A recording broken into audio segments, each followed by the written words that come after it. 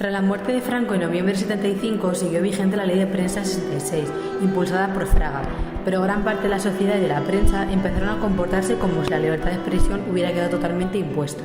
El Real Decreto del 77 derogó los artículos más restrictivos de esta ley, proporcionando una mayor seguridad jurídica, que el artículo 20 de la Constitución acabaría de consagrar. La democracia fue letal para muchas revistas y viejos periódicos que no supieron sintonizar con las nuevas circunstancias. Por ello, la renovación en las cabeceras fue uno de los aspectos fundamentales de la transición. La prensa y los periódicos tuvieron participación directa en la democratización política, en favor de las libertades y contra los golpistas, además de una implicación política e ideológica de los periodistas, que los hacía sentirse protagonistas del cambio y no menos narradores de acontecimientos políticos. En el 76 habían surgido nuevos periódicos, El País y Diario 16. El País constituyó el éxito periodístico más resonante de la transición. Desde su nacimiento se convirtió en un diario influyente y más vendido de todos los tiempos. El 77 fue un año decisivo para el cambio de los medios de comunicación. El 6 de octubre de ese año se aprobó el Real Decreto que concedía libertad de información de las emisoras de radiodifusión. Aunque sí es cierto que la SER ya había roto el monopolio desde octubre de ese año, sin consecuencias legales, de la mano de Iñaki Gabilondo.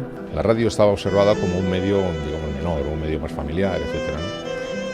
Entonces, efectivamente, por eso parece que su papel fue menos importante, pero fue muy importante, lo que significó el lanzamiento del matinal Cadena SER, el lanzamiento de Hora 25, lo que significó que la Cadena SER empezara a hacer información a las 2:30 y a las 10 de la noche. Hasta mediados de los 80 no aparecieron las televisiones privadas, por lo que Televisión Española gozó una situación monopolística durante todo el franquismo y los primeros años del cambio. Algo similar sucedió con Radio Nacional, que hasta el 77 tuvo la exclusividad informativa. Durante décadas, la cadena estatal estuvo sometida a la directriz del poder, algo que le hacía perder credibilidad entre todos aquellos que deseaban conocer qué estaba sucediendo en su país. Como ocurrió en el franquismo, durante la transición siguió en manos de aquellos que estaban en el poder, lo que no despertó especial confianza entre aquellos españoles que estaban cansados de la manipulación informativa y buscaban una versión real de los hechos. Fue entonces cuando la radio tuvo un papel clave en su historia y en la de España. Con el esfuerzo de muchos periodistas y la llegada de la libertad de expresión en información en el 77, las emisoras privadas consiguieron dejar atrás la censura y la manipulación. A partir del 77, los medios comenzaron a expresarse libremente y adquirir el carácter informativo del que solo disponían la radio y la televisión pública. Dejaron el entretenimiento para dar sus primeros pasos en lo que hoy es ya su seña de identidad, la información. Esta fue la gran protagonista durante esos años, puesto que se produjeron un gran número de acontecimientos de especial relevancia que necesitaban ser expuestos a la población. Era una situación totalmente nueva para los españoles, por lo que la radio tuvo que ayudarles a interpretar y a entender qué era lo que estaba pasando y la importancia de lo que se estaba viviendo. Muchos de los protagonistas de la radio del franquismo abandonaron el micrófono, mientras que otros decidieron reciclarse y subirse al carro de la información. En ese momento ya no se demandaba tanta ficción radiofónica. Del mismo modo perdieron fuerza el programa musical de talentos o concursos. Por ello, aparecieron espacios de debates y nuevos formatos, en los que se podía escuchar la opinión de los diferentes líderes políticos que se iban a presentar a las primeras elecciones democráticas.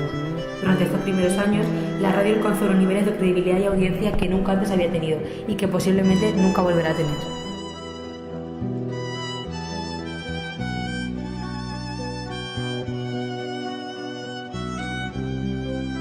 Si algo caracteriza a Iñaki Gabilondo fueron sus ganas por cambiar el panorama que por aquel entonces vivía el periodismo. Decidió ser periodista radiofónico en los años 60, cuando la radio estaba muda informativamente y los profesionales solo tenían algo de sitio en los periódicos. Su trayectoria ha estado a menudo en el lugar donde se encuentran dos aguas, en esa posición entre la radio cuando el franquismo se empezó a desmoronar y la democracia llamaba a la puerta. Y aun con graves costos sociales, se había transformado en una sociedad comparativamente dinámica y moderna, y relativamente próspera. Iñaki Gabilondo ha sido y continúa siendo una referencia imprescindible de los últimos 45 años del periodismo español. En 1963 inició su carrera en Radio Popular COPE, de la que posteriormente fue director. 6 años más tarde pasó a dirigir Radio San Sebastián de la cadena SER. Fue nombrado director de la cadena SER de Sevilla en el año 1971. Fueron los primeros en realizar un informativo regional en el que participasen todas las provincias andaluzas, con el fin de conseguir un sentimiento de unidad autonómica. La emisora iniciaba un proceso renovador, por ello necesitaba una persona activa y progresista que consiguiese cambiar rotundamente el estilo que durante años había tenido la emisora de la cadena SER. El joven vasco no solo alcanzó este propósito, sino que también la convirtió en una de las estaciones más adelantadas a su tiempo. Esta era la radio privada más importante que existía en España en ese momento y retransmitió hechos históricos coincidiendo con los inicios más débiles del régimen.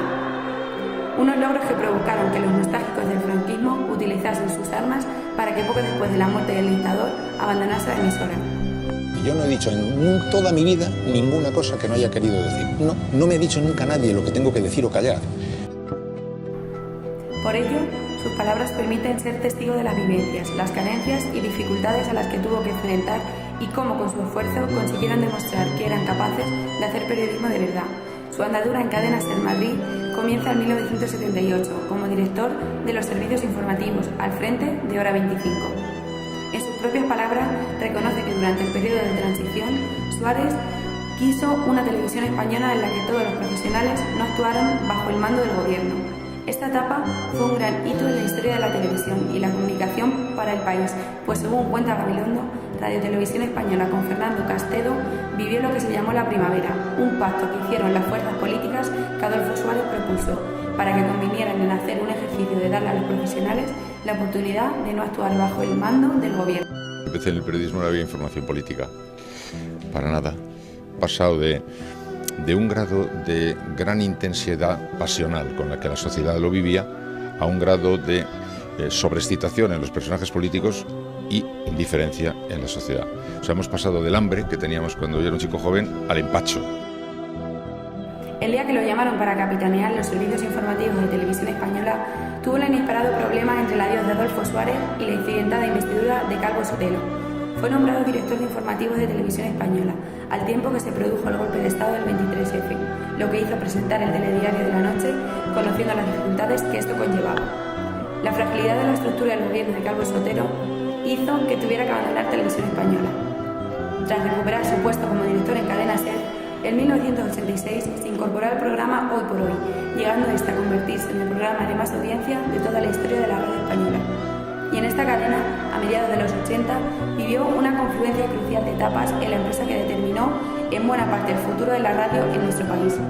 Hay una versión de Iñaki poco conocida o poco recordada, combatido en un tiempo en el que carecíamos de libertad. La transición se vivió un tiempo romántico, un tiempo de ilusión, pero no de ilusión de los periodistas, era un tiempo de ilusión de la sociedad. Era un tiempo de esperanza de que España se pareciera a los demás países europeos, de que nuestra vida fuera así. Pero claro, la gente cuando habla del tiempo anterior, la falta de libertad, pues hace unas cavilaciones de tipo muy teórico, ¿no? ¿Qué quiere decir eso? Tal Parlamento, no. Quiere decir que no puedes leer el libro que quieres leer, que no puedes salir con la chica o el chico con el que quieres salir, que no puedes moverte si eres una mujer con la mínima autonomía, que no puedes reunirte con quien quieras, que no puedes sentir como quieras y no puedes expresar tus puntos de vista. Iñaki fue la persona que encarnó los valores tradicionales de la antigua SER y el espíritu renovador de la SER moderna, que se empezó a desarrollar en especial con el programa Hoy por Hoy.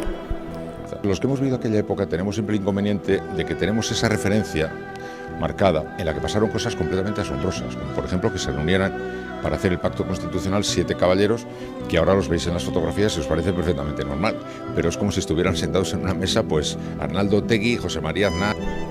Gabilondo fue líder de audiencia en la radio de la democracia con un programa especialmente cultural, época en la que los programas culturales no tenían cabida en las grandes radios. Por tanto, la gran proeza de Iñaki no fue destronar a su competidor en las mañanas radiofónicas de Luis del Olmo, sino que tiene el mérito histórico de haber roto las cadenas de la radio pública en las decadencias del franquismo